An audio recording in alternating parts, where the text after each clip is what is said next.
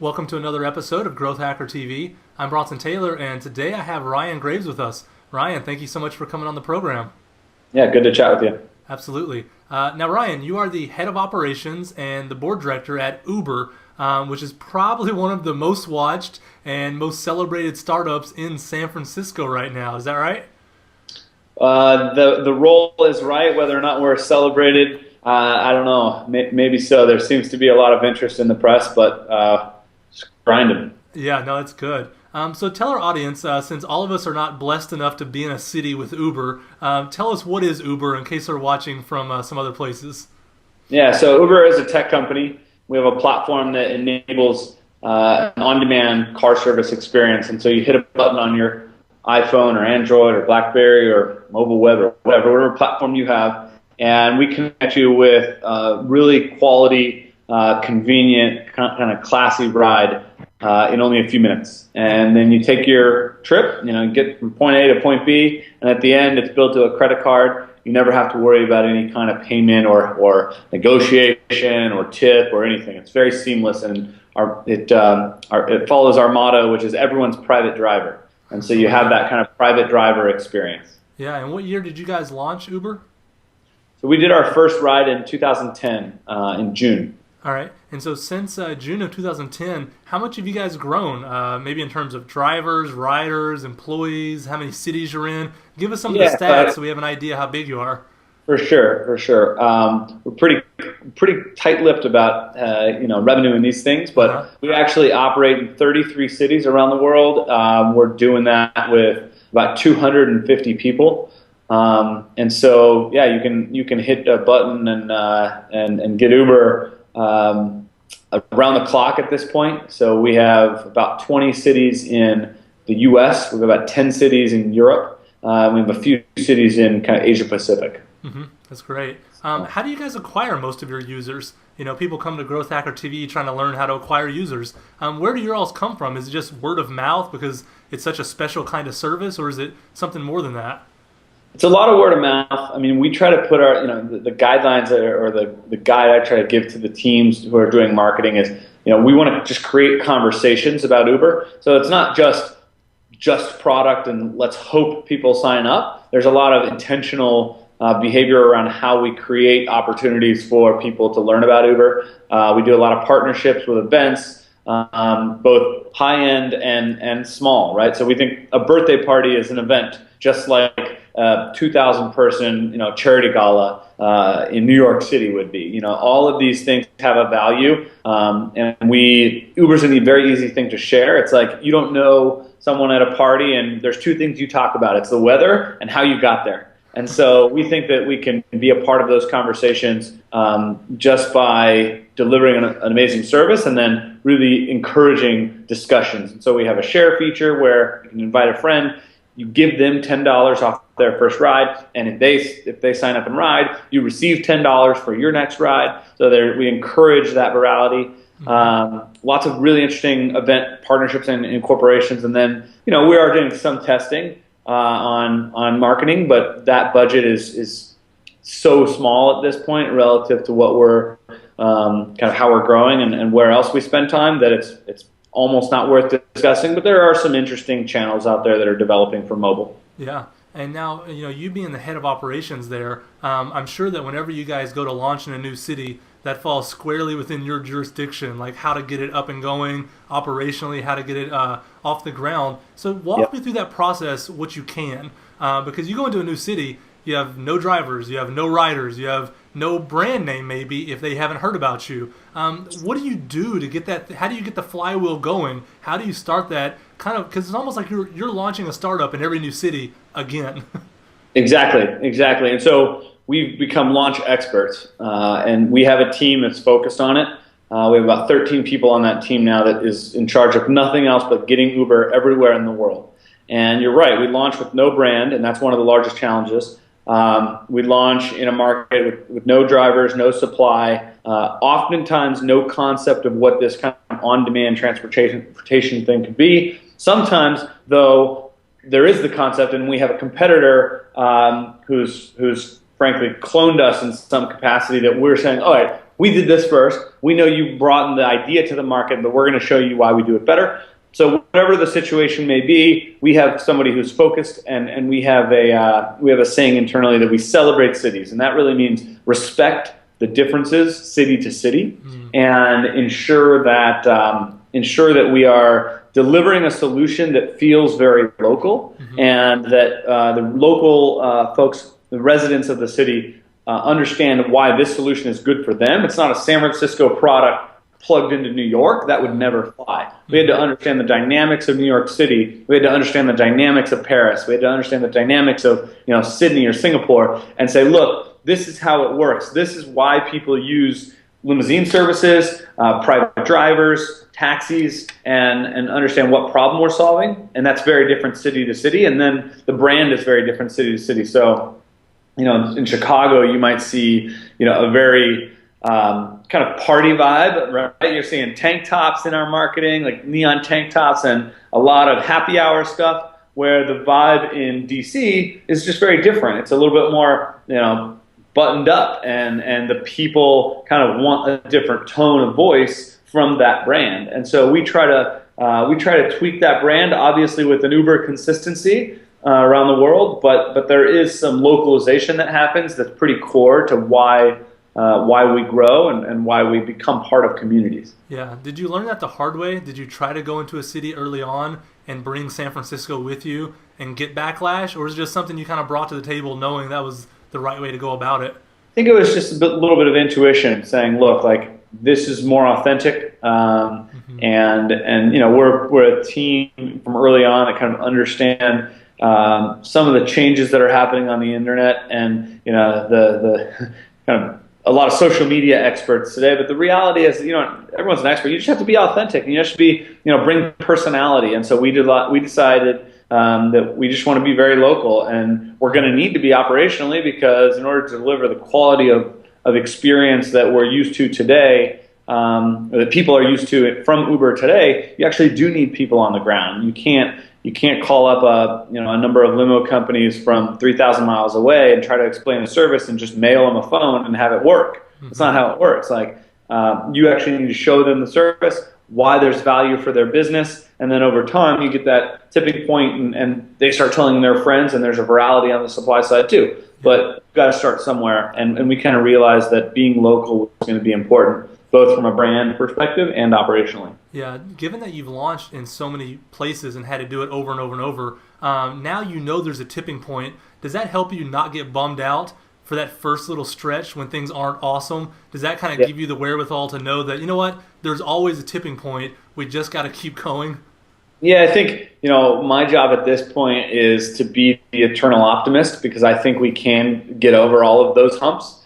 Different cities will present different challenges, and my job, kind of leading the teams that are out there executing, is to really show the light at the end of the tunnel and say, what you're facing is not unique. Other cities have accomplished or overcome these things before, and then even when it is unique, which there's plenty of those situations too, really showing, all right, let's get into the details. Let's understand why and how we might be able to overcome this. And ultimately trying to evangelize that optimism is something that I think most entrepreneurs will point to as an important piece of building a company, because you're facing all kinds of challenges every day that are pushing towards your failure, and you just have to fight through it. Yeah, absolutely. And that kind of leads me to where I want to go next in the talk, because, we've had a lot of people on the show that talk about growth from a technology point of view. They talk about viral loops, and that's the whole conversation. And those are great. Like, we need those.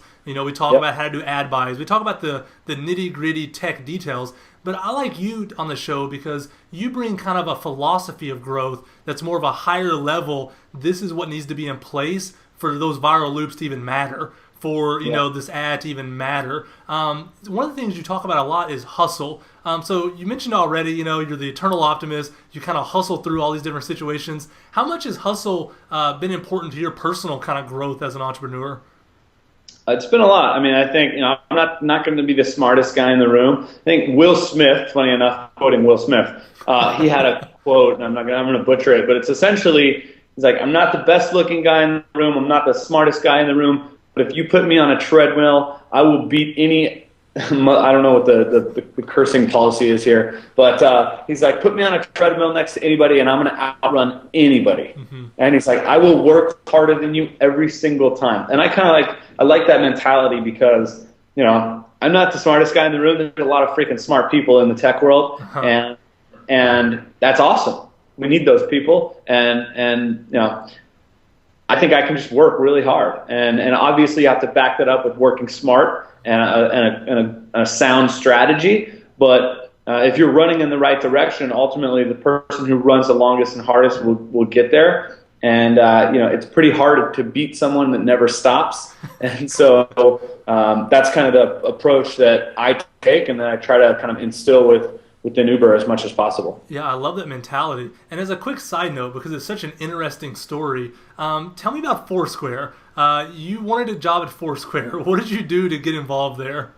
Yeah, so at Foursquare, it's kind of funny. I've told the story a few times. It's I went out in Chicago to bars and restaurants, essentially telling them I worked at Foursquare well before I did, lining up mayor deals. And I knew that was how, in the early days of Foursquare, it was the mayor deal that was going to be the kind of the draw.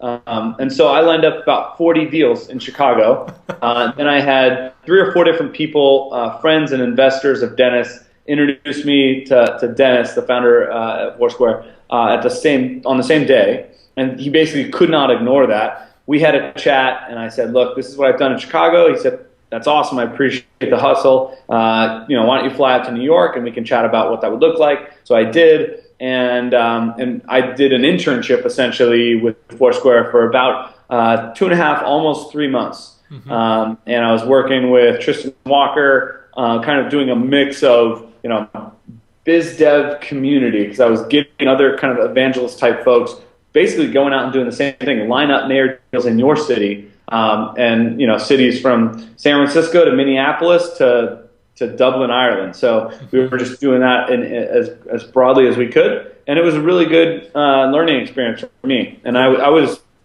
full time at GE, and I really had to tell a better story about myself and what I was trying to get into, and that gave me the opportunity to really start to brand myself as a startup guy. And ultimately led to the opportunity once I met Travis to come help run Uber. Yeah, and how'd you meet Travis? Because that's also kind of a story of just you know, hustle and being able to put yourself out there.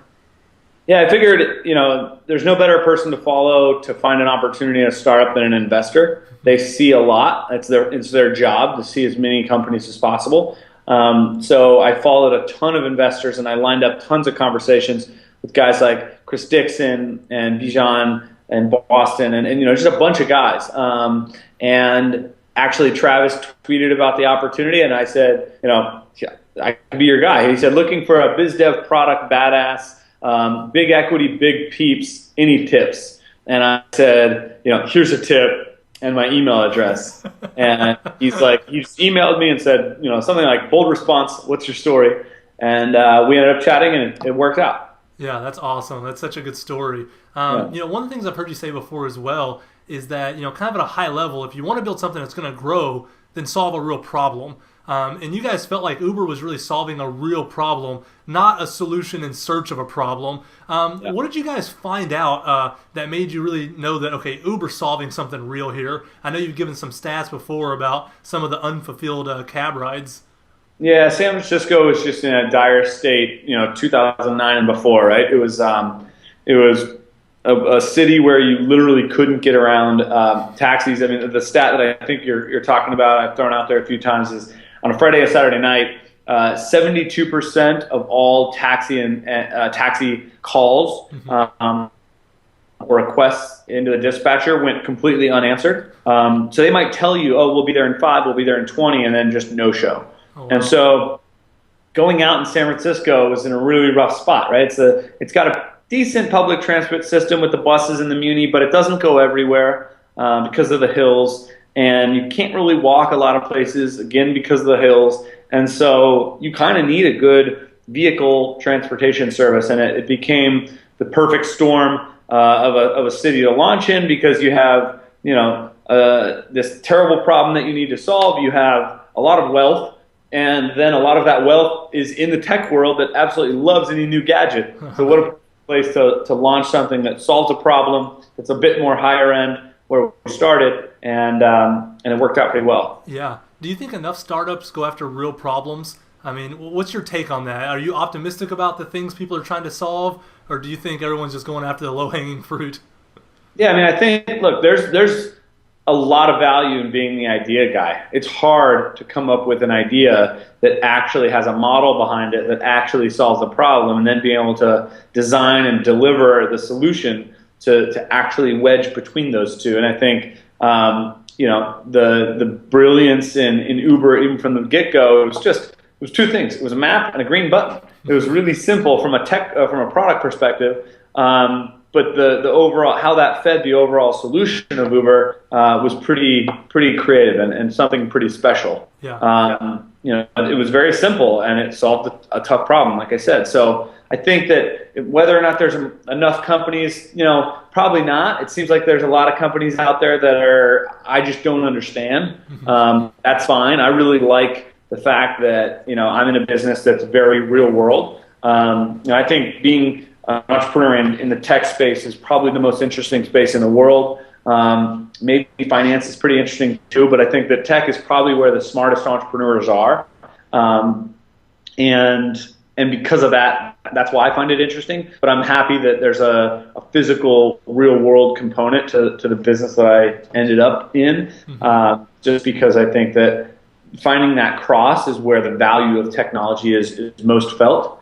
Versus staying, quote unquote, in the cloud or in the bits. I think that there's a lot of great companies with awesome products, but for me, I just get a little bit less excited by a new place to store a file versus, really changing something physical. Yeah, that's a great quote right there. I don't get excited about new places to store a file. That's awesome. Now, you've also learned a good bit about hiring.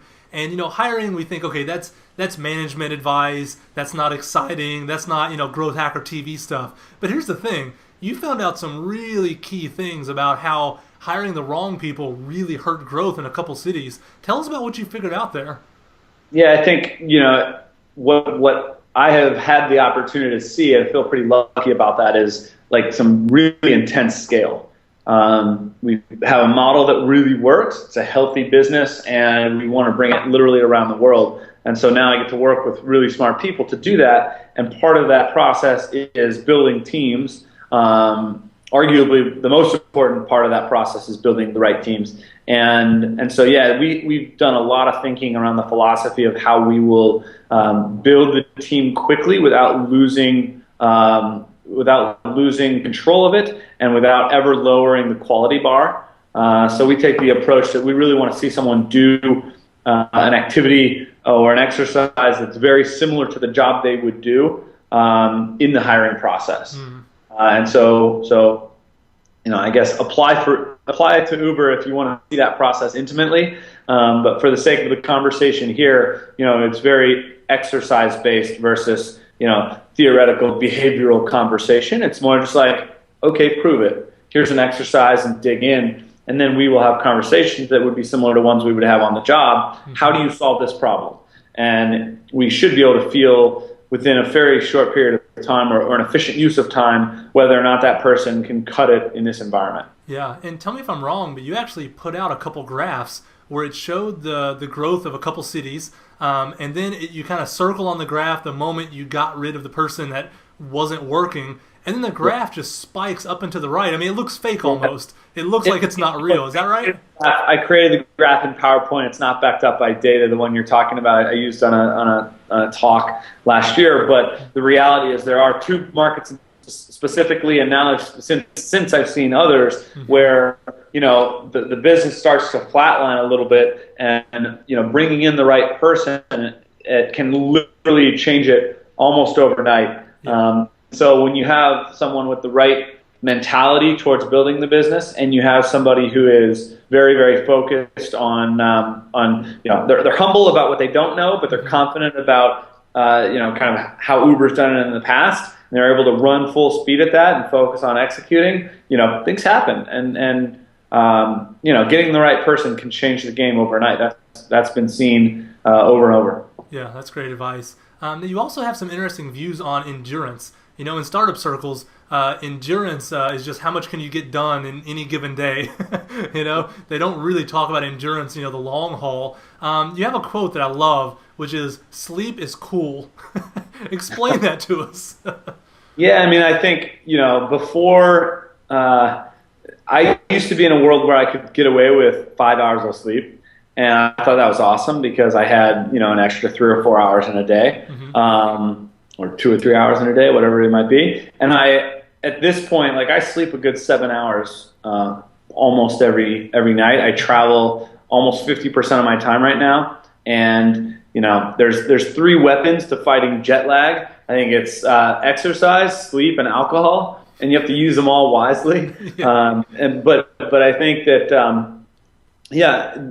the notion of running the tank empty every day is probably not best for the long haul, and I think that there's a lot of value to coming to work fresh and being ready to kind of tackle whatever comes versus always being worn down. Now, look, there's sprints where you got to get a product out or you are traveling, and the reality is a lot of times when I am traveling, I do a full European day, and then I stay up until 3 or 4 in the morning because I'm basically doing a full US day, and then I sleep for 5 hours or 6 and get up and do it again. But but those are sprints, and I think to do a company that's building for the long term, which we are, you've got to be able to dedicate to 5 to 10 years, 20 years, who knows? But trying to run the tank empty every single day, you will burn out.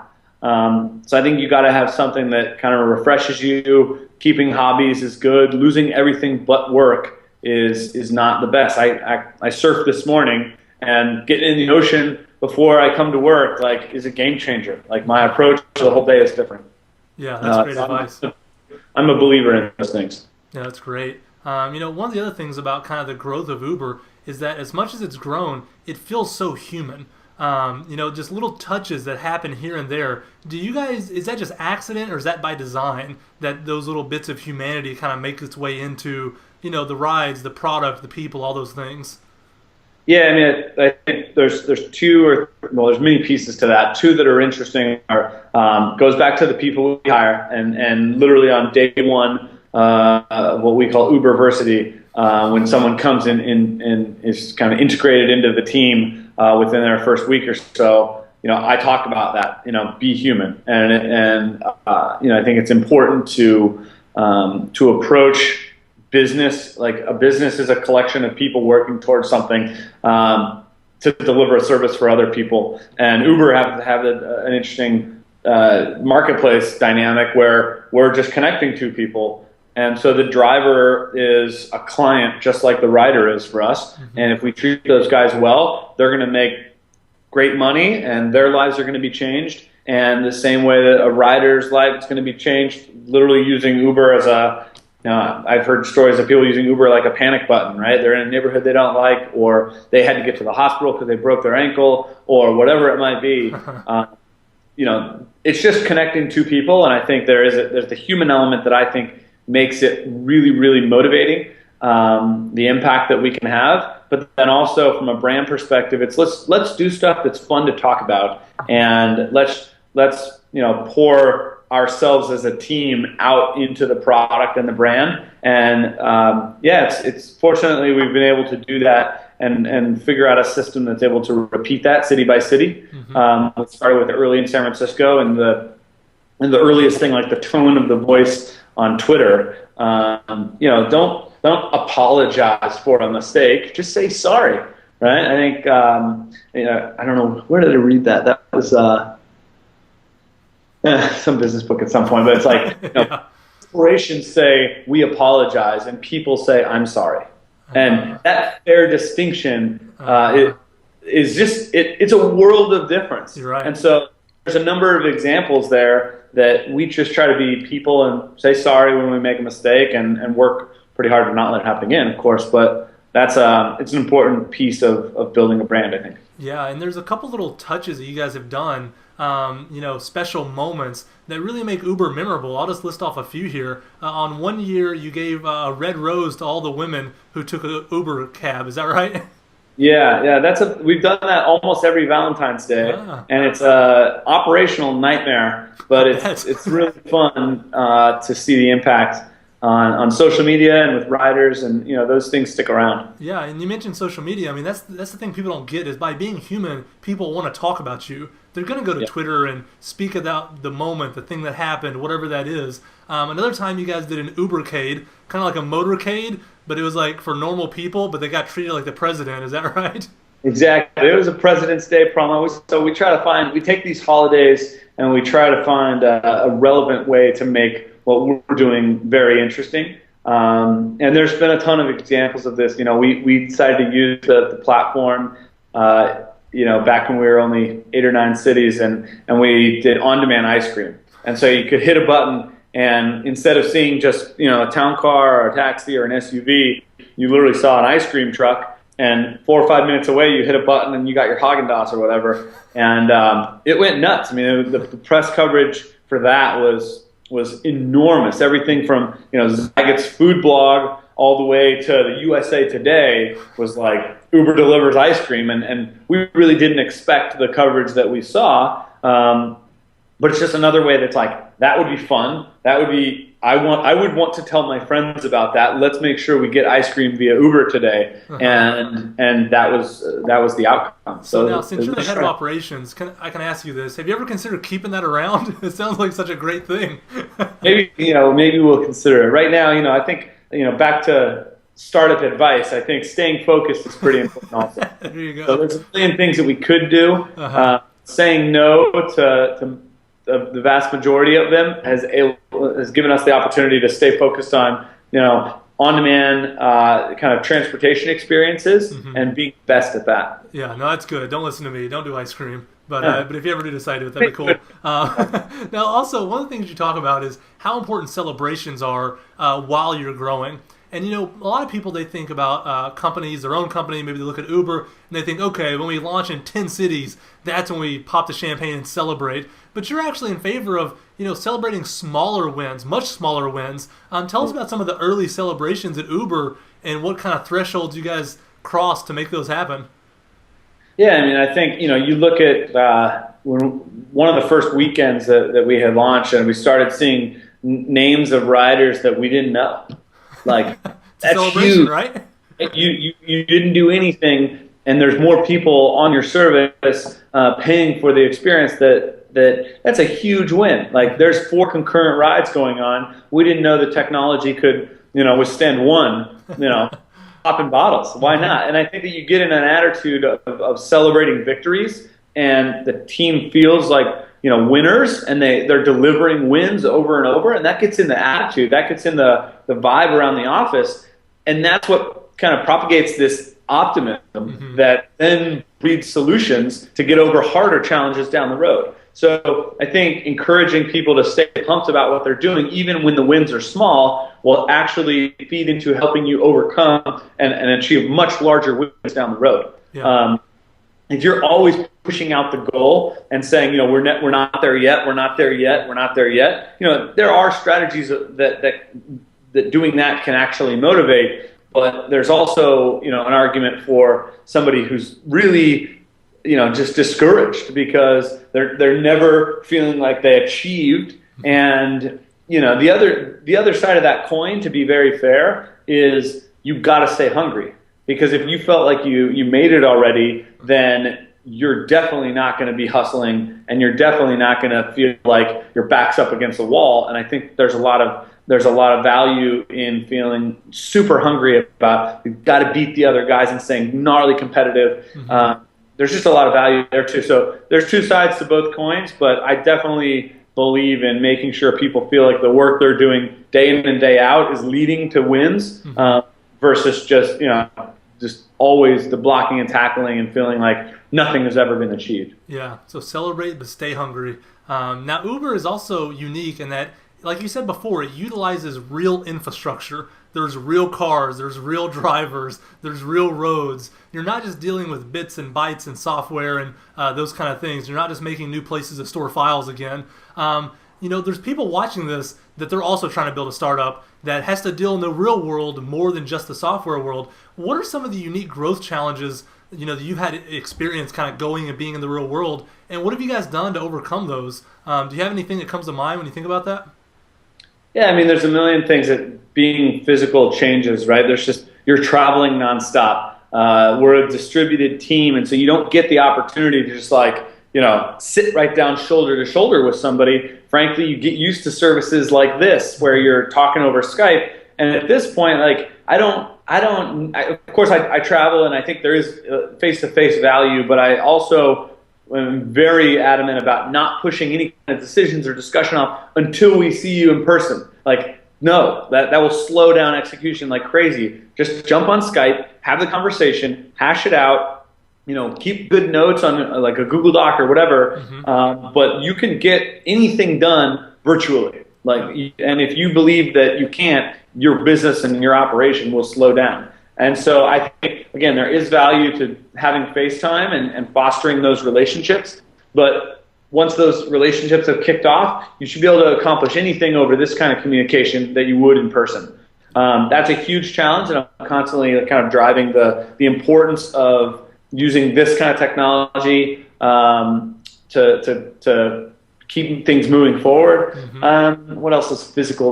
We have offices in 30 plus cities, and it's a nightmare, right? You start to think, should we have a facilities person and all this other crap that tech companies may not have to worry about. They can stay under one roof and they can just walk across the room and chat with somebody. But we're constantly having to deal with a team going from 3 to 6 to 9 to 15 to 40 or whatever. There's just physical challenges with that kind of scale, but we've done a good job of pushing out the responsibility to the city managers to deal with that, and gives them an opportunity to really be entrepreneurs and build a business in their market. So I think there's values to it. You just have to find the positive in the challenge. Yeah. Well, Ryan, this has been an awesome interview. I have a couple final questions here for you. First, I noticed online that you are an avid reader. Tell us, what are maybe the 2 or 3 books that you highly recommend for someone trying to grow a startup, for an entrepreneur, someone in that kind of camp? So one of my favorites is the Checklist Manifesto. I got it right here. That's a good one. Yeah, and Atul Gawande wrote that. He's like a cardiac surgeon. The idea is that humans can execute very complicated process. There you go. It's a good one. Humans can execute complicated process, but not without a list and essentially a system to follow. What's another good book? I'm reading a book right now called Repeatability. And it's a lot about scale and repeating, basically finding a business's core drivers and what is unique and what's the value that business brings to the table. And if you're going to try to step outside of that business at all, outside of your core business, you need to make sure that you're doing it with a consistent core. They also talk in that book, a quote that stuck with me is, complexity is the silent enemy. And so this idea that, things don't become complex overnight. You start adding features and you do this and you do that and all this stuff that seems like, saying yes won't hurt you. At the end of the day, you've got this jumbled mess and you're having to untangle so many different things, where if you just said no, stay focused, the business can actually operate and be much more healthy and probably scale a lot further. So I think that's an interesting book, Repeatability. I'm going to check that one out. Sounds good. Yeah. That's great. Well, last question. Based on your experience with Uber, what's the best advice you could give to anyone that's trying to grow a startup? You've been there, you've seen it, you've done it. What advice do you have for them? Advice is tough. It's hard to give generally. I've talked to a number of different startups, and it's for me, I think it's important to get into the details before you start doling out advice. So I guess if I back one layer above that is the details matter. That's the advice. Yeah, that's good advice. Yeah, getting into understanding how the model works, what the industry does today, understand the economics of what you're trying to change, get to understand, what are limousine drivers making today, and where is their business coming from, and what are the margins on that business. And you need to understand these kind of details before you're going to go change an industry. So I guess the very highest level is the details matter. And I think that as an entrepreneur, if you're really focused on those details, it will open up opportunities for you to innovate and really hopefully change the game and find a model that might work for your business. So. Yeah. Well, Ryan, this has been an awesome interview. Thank you again for taking time out of your very busy schedule, traveling half the year, to come on Growth Hacker TV. Yeah, thanks, Bronson. I appreciate it, buddy.